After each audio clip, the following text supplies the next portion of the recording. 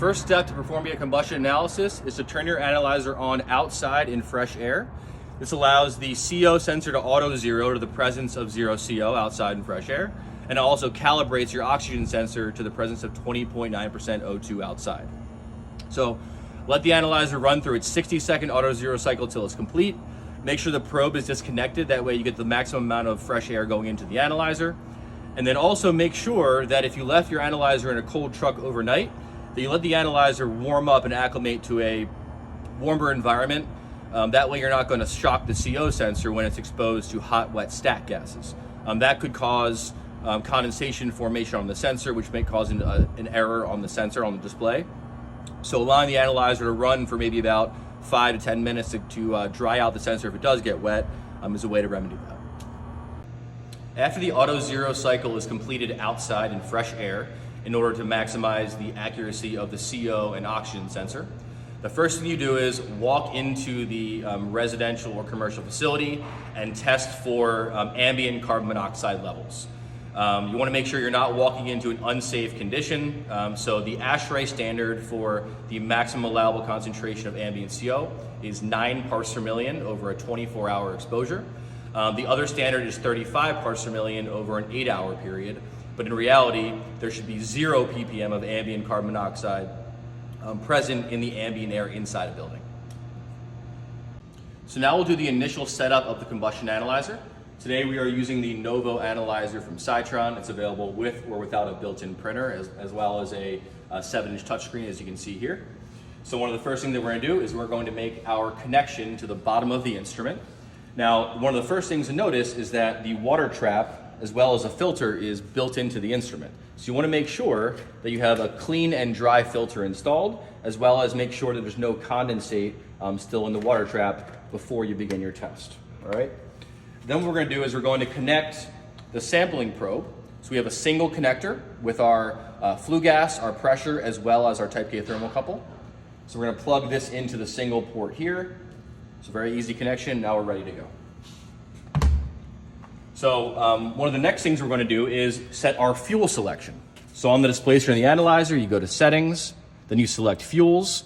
And now depending on if we're doing natural gas, oil, or propane, there are various pre-installed fuels that we can select. This selection will then tweak our carbon dioxide as well as our combustion efficiency readings. The other thing is that for high altitude areas of the country, you can also set the altitude settings within the analyzer. That way you have the ability to adjust your readings if you are going to be in a high altitude setting. So now we're going to perform a combustion analysis on an 80% natural gas fired furnace. So one of the nice things about the Novo combustion analyzer and the other Cytron analyzers is that they always include a cheat sheet, which gives you your typical and optimal combustion results for different types of heating appliances. It also gives you the various measuring points for your combustion, for your draft, etc. That way you know exactly how to get your undiluted flue gas measurement. All right, so for this particular system now, our combustion analysis is taken from the same exact location as our draft measurement. So it's about 1 to 2 feet away from the induced draft motor. So we're going to insert the probe into the flue after having previously drilled that hole, touch the back wall, and then draw it back about halfway. And then you're going to insert the positioning cone like so to plug up that testing port. All right.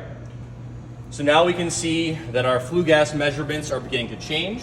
So our oxygen is dropping down, carbon monoxide and carbon monoxide air free are beginning to increase, as well as our CO2.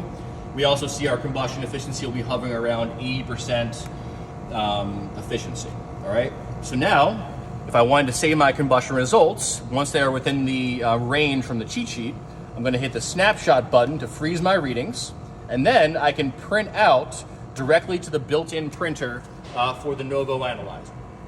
Now, if you would prefer to generate a digital report, you can download the free Cytron Smart Analysis mobile app, and then using any Android or iOS device, you can actually generate a QR code based off of that combustion analysis, and then you can scan that QR code and bring the readings back into your device. And then from there, what I can do is I can save this, enter in the customer's data, the equipment details, make, model, serial number, as well as your own information, and then I can email out a PDF or Excel report from the field.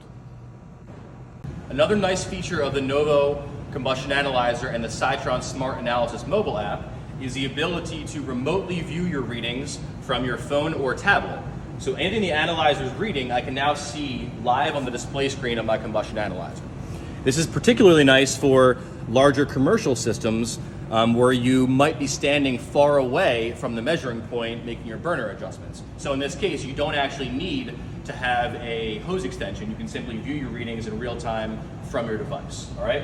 So a few things that I can do now is, number one, I can remotely print directly to the combustion analyzer like so.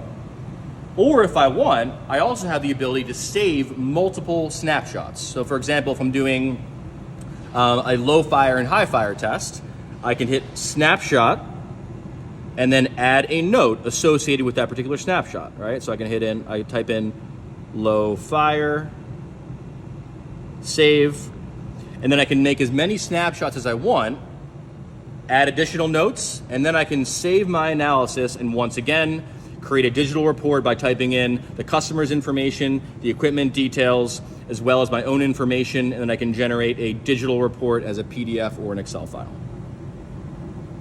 So after we have finished our combustion analysis and we have created documentation of the analysis, what we would do is remove the probe from the stack and set this down because it's likely to be hot.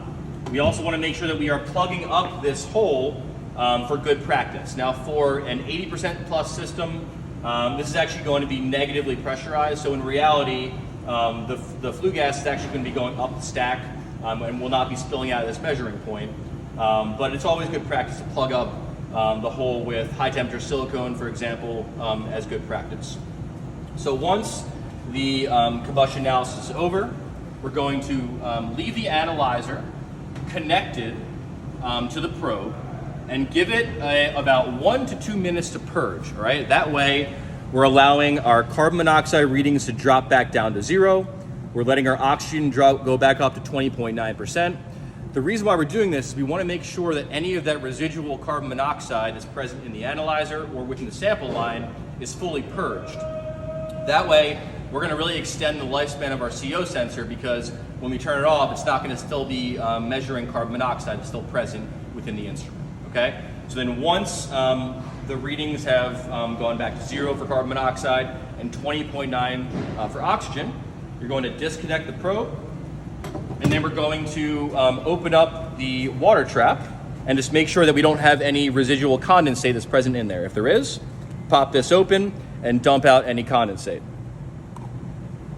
You can also check the filter to make sure it hasn't become dirty. If it has, you can also replace that at this point as well.